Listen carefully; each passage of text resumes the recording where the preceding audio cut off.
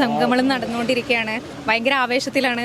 പിന്നെ ഈ ഒരു ചൂടിനെക്കാട്ടിൽ ആ ചൂടിനെ മറികടന്നുകൊണ്ടാണ് ഇപ്പോൾ ഒരു തെരഞ്ഞെടുപ്പ് ചൂട്.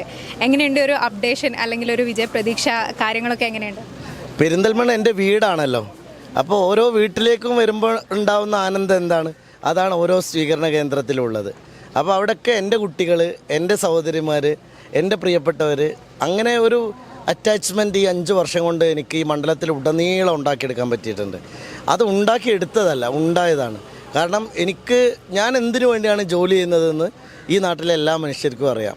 അതുകൊണ്ട് അവരുടെ കുട്ടികളും ആത്മാർത്ഥത കാണിക്കുന്നുണ്ട്, ഈ നാടും എന്നോട് ആത്മാർത്ഥതയും സ്നേഹവും കാണിക്കുന്നുണ്ട്. ഞങ്ങൾക്കിതൊരു സ്നേഹയാത്ര പോലെയുള്ള തിരഞ്ഞെടുപ്പ് പ്രചാരണമാണ്. നോക്കി ഇവർ തളരാത്ത ഈ മക്കളുടെ സാന്നിധ്യം, ഞങ്ങളുടെയൊക്കെ ഒരു പ്രവർത്തകരുടെ, ഇപ്പോൾ വിദേശത്തു നിന്ന് ഞങ്ങളുടെ സുഹൃത്തുക്കളൊക്കെ എത്തിക്കൊണ്ടിരിക്കുന്നുണ്ട്. അതുപോലെ KMCCയുടെ നേതാക്കന്മാരൊക്കെ ഇവിടെയുണ്ട്.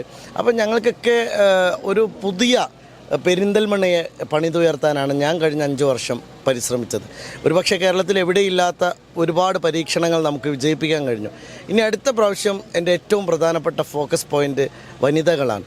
അപ്പോൾ അവർക്ക് വേണ്ടി 10,000 സ്ത്രീകൾക്ക് ജോലി കൊടുക്കുന്ന 100 സംരംഭങ്ങൾ 5 കൊല്ലം കൊണ്ട് ഉണ്ടാക്കുക എന്നതും, അതുപോലെ തന്നെ നമ്മുടെ യുവാക്കൾക്ക് വേണ്ടി പെരിന്തൽമണ്ണയിൽ നമ്മളൊരു IT പാർക്ക് ഉണ്ടാക്കുക എന്നതും, ഇത് രണ്ടാണ് ഈ തെരഞ്ഞെടുപ്പിലെ പ്രധാന അജണ്ട. അതുപോലെ ഇൻഫ്രാസ്ട്രക്ചർ, എല്ലാ സമയത്തും ഞാൻ പറയാറുള്ള ഒരു കാര്യമുണ്ട്, റോഡും പാലവും മാത്രമല്ല വികസനം എന്നുള്ളത് ഇപ്പോഴും ഊന്നി പറയുന്നു. അതിനർത്ഥം റോഡും പാലവും ശ്രദ്ധിക്കുന്നില്ല എന്നല്ല, ഇവിടെ കണ്ട എല്ലാ വികസനങ്ങൾക്കും നിങ്ങൾക്ക് കാണാൻ ബോധ്യമാകും. അതോടൊപ്പം പ്രധാനപ്പെട്ട കാര്യം, മനുഷ്യരുടെ ജീവിതത്തിൽ നമുക്ക് സ്പർശിക്കാൻ കഴിയണം. അത് 5 കൊല്ലം ക്രിയാ പ്രൊജക്റ്റ് വഴി നമ്മൾ എന്തെല്ലാം നേട്ടങ്ങൾ ഉണ്ടാക്കിയോ അതിൻ്റെ അടുത്ത ഘട്ടം ഇനി നമ്മുടെ 10,000 വനിതകളെ സംരംഭകരാക്കും. ഇപ്പോൾ ഇവിടെ നമ്മുടെ KMCCയുടെ നേതാക്കളൊക്കെ നേരത്തെ ഞങ്ങളോട് സംസാരിക്കുന്ന ഒരു പ്രധാനപ്പെട്ട കാര്യമാണ്, നമുക്ക് ഒരു കോപ്പറേറ്റീവ് സൊസൈറ്റികൾ ഉണ്ടാക്കിക്കൊണ്ട് നമുക്ക് പ്രത്യേകിച്ചും ഗൾഫിൽ നിന്നൊക്കെ ആളുകൾ ഇപ്പോൾ കുറേ ആശങ്കകൾക്ക് മുന്നിൽ നിൽക്കുകയാണ്. അപ്പോൾ ആ പ്രവാസി സംരംഭകരെ കൂടി ഉപയോഗിച്ചുകൊണ്ട് നമ്മുടെ വനിതകളെ ഒക്കുപ്പൈ ചെയ്യുന്ന ഒരു സംവിധാനമാണ് ആലോചിക്കുന്നത്. അത് വലിയ തോതിൽ വിപുലമായി ഞങ്ങൾ ചർച്ചകൾ നടത്തും. അതിന് ഞങ്ങളിപ്പോൾ നേതൃത്വം കൊടുക്കാൻ ആഗ്രഹിക്കുന്നത് IIM കോഴിക്കോടിൻ്റെ ഒരു സഹകരണമാണ്. അതിനുവേണ്ടി IIMൻ്റെ പ്രൊഫസറായിട്ടുള്ള കാലിക്കറ്റ് ഇപ്പോൾ ടെക്നിക്കൽ യൂണിവേഴ്സിറ്റിയുടെ VC സജി ഗോപിനാഥ് ഞങ്ങളുടെ സ്കെയിലപ്പ് പ്രോഗ്രാമുമായിട്ടൊക്കെ വളരെ കണക്റ്റഡ് ആയിട്ടുള്ള വളരെ വലിയൊരു ബിസിനസ് വിദഗ്ധനാണ്. ഇന്ത്യൻ ഇൻസ്റ്റിറ്റ്യൂട്ട് ഓഫ് മാനേജ്മെൻറ്റിൻ്റെ സഹായത്തോടു കൂടി ഈ ഒരു പ്രോജക്റ്റ് ഞങ്ങൾ വരുന്ന ഒരു 6 മാസത്തിനകം ആ പ്രോജക്റ്റിൻ്റെ പണിപ്പുര തയ്യാറാകും. 2027 നമുക്ക് പുതിയ പദ്ധതികൾ ആരംഭിക്കാൻ കഴിയും. നജീബ് സാഹിബ് കാന്തപുരം എന്ന് പറഞ്ഞാൽ ഞങ്ങൾ മുസ്ലിം ലീഗിനെ സംബന്ധിച്ചിടത്തോളം അദ്ദേഹത്തെ ഞങ്ങളൊരു ജൂനിയർ CH മുഹമ്മദ് കോയ സാഹിബായിട്ടാണ് ഞങ്ങൾ വിലയിരുത്തുന്നത്.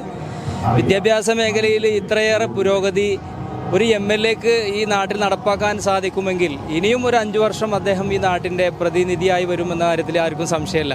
ഇതൊരു വളരെ രാഷ്ട്രീയേതരമായി തന്നെ, പ്രത്യേകിച്ച് ചെറുപ്പക്കാർക്കും അതുപോലെ സ്ത്രീജനങ്ങൾക്കുമിടയിൽ അദ്ദേഹം ഇതുവരെ നേടിയെടുത്ത ഒരു സ്ഥാനം എന്ന് പറയുന്നത് അത് ജനമനസ്സിൽ വല്ലാത്തൊരു സ്ഥാനമാണ്.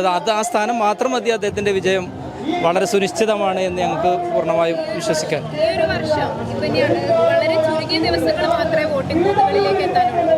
അപ്പോൾ ഈ ഒരു വർഷം എത്രത്തോളം ആയിരിക്കും വിജയപ്രതീക്ഷ? അപ്പോൾ കഴിഞ്ഞൊരു ഇലക്ഷനിലാണെന്നുണ്ടെങ്കിൽ ഒരു 50-ന് താഴെയായിരുന്നു ഭൂരിപക്ഷം എന്ന് പറയുന്നത്. അത് ഏറ്റവും വളരെ കുറഞ്ഞിട്ടുള്ളൊരു ഭൂരിപക്ഷമാണ്.